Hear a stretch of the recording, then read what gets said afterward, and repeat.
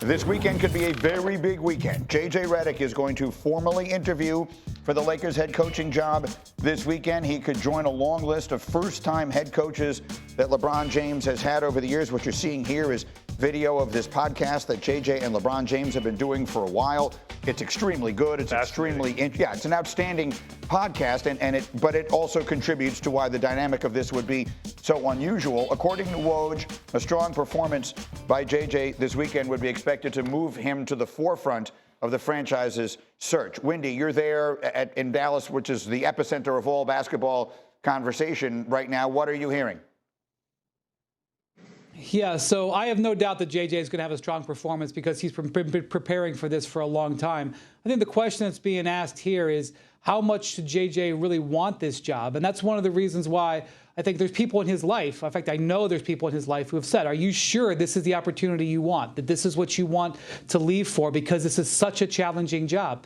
But head coach of the Lakers is one of the 4 or 5 most desirable coaching jobs in all of sports. You're talking about head coach of the Dallas Cowboys, manager of the Yankees, manager of Real Madrid. Like the Lakers are on that list. But JJ's got to hear from their franchise, from Rob Pelinka, what their intentions are. How do they see life after LeBron James? How are they going to spend with these aprons in this new environment? What are their plans for their roster in this offseason? What can they do to help increase from their 7th place finish? This isn't just a one-way interview. JJ Redick has a great job. He has a great future. He could wait for 3 or 4 more head coaching opportunities in the next year or two. But that's one of the big things that is going to come out of the conversations over the weekend, I would expect. Monica, what do you think? This is fascinating. I mean, you used the word, Greeny. I think if JJ Redick believes that he is the guy that can move this organization in the right direction, then he's going to do it. Like, past success is an indicator of future success. That's our colleague. We all know he's a diligent worker and a brilliant basketball mind. I continue to say that, like, ultimately, the expectation is way higher than the realistic, achievable standards in my mind. What do you think, Alan? I think that the podcast, by the way, is fascinating because you're hearing 2 great basketball minds talk about the sport at a level where a lot of people, and they do it in a way that you're understanding it. It's a great education, but what you're also hearing is JJ and LeBron talking about concepts and talking about ideas and, how you'd want to play and how you'd want to play something. So to me, that's part of the interview process, right? They both have a meeting of the minds. If LeBron is all in, the rest of the locker room follows suit. But I think it's also beyond LeBron that they have to have that discussion about.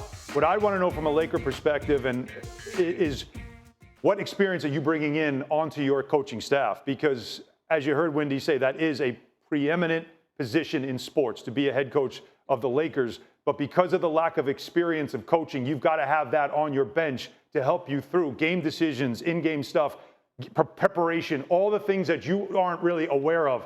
Those are also things that JJ has to bring to the table. I think he can be successful because he'll have LeBron supporting it. It's really 2 separate jobs, right? Because no one takes a coaching job thinking, I'm going to do this for 2 years and then figure something else out. So the next year, 2 years, let's say 3 years at the max, you've got LeBron James, an aging superstar who's in the handful of greatest players of all time.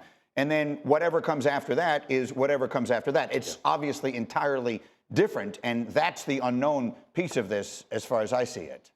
Yeah, this is a tough decision to make, honestly, and I think you guys have all brought up great points. JJ is a brilliant mind. He loves the game. He's diligent. They have this podcast. He's been auditioning for months, for weeks. They went from talking about the game to talking about exactly what they would do in certain situations. Yes. I've seen them draw up ATOs. It's getting very interesting, but I think it all comes down to 2 things, right? What does JJ actually want to do? Is he invested in taking this type of job, understanding that LeBron has 2 or 3 years left, and from a success standpoint, what is success to him? Because success to the Lakers organization is a championship, and I think that's an unfair expectation to put on JJ, who's never coached before, to think he's just going to come in and win a championship, which is possible, but that's what the Laker fans and the Laker culture wants, is a championship. So he would have to have a great staff around him.